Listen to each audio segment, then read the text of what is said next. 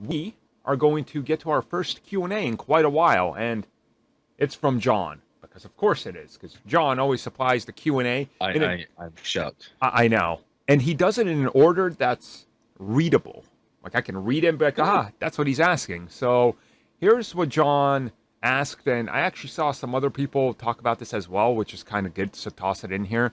So he says, regarding Disney Plus content, especially Star Wars, are legitimate casual fans concerned, drowned away by the raging diehard fans because of the whole vocal minority and majority problems that we see? Now, I actually, because I saw this question yesterday, and I was like, I'm going to go and test this out, because my dad is a casual fan, right?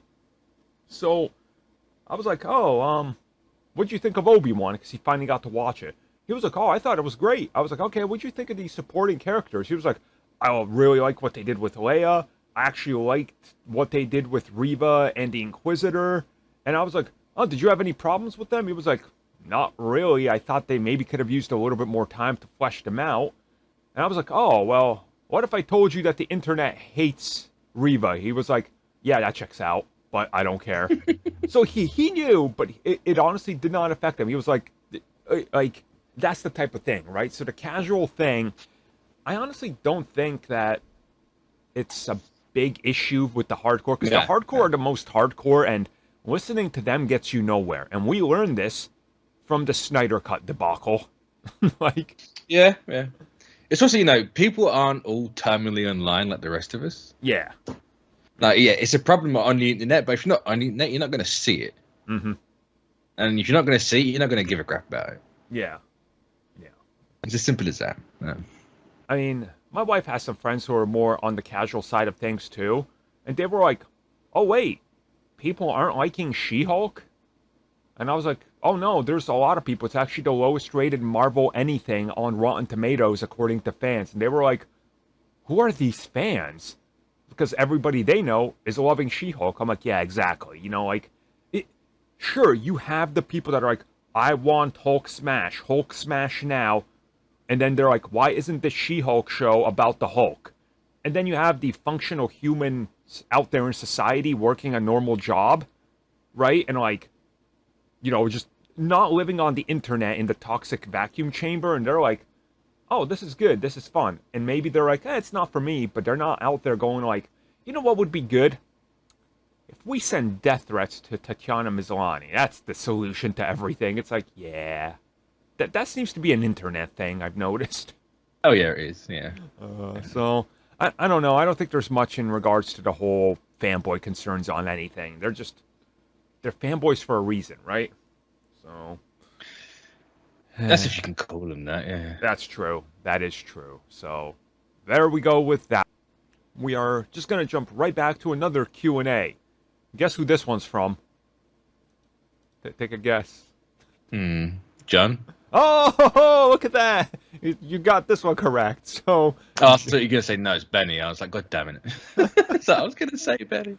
Well, John asks, with streaming services losing subscribers like Netflix for a while and Disney Plus, how might this affect future content to draw in more subs? So, Disney Plus isn't losing anything. So the thing with Disney Plus is it's an interesting one, because I saw the report where they're talking about, they're going to lose subscribers when the price hike happens. But that's a theoretical. Will people quit? Some probably will, but many might stay on the ad-supported one. So, because for me anyway, it's with the price hike, it would be beneficial to you just to get that. That bundle with Hulu and ESPN? Mm-hmm.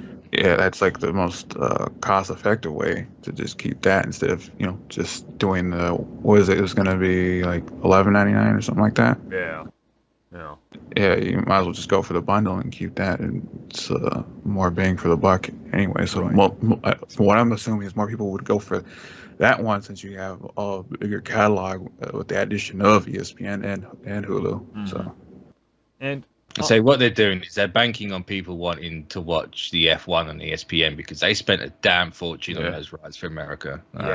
Yeah.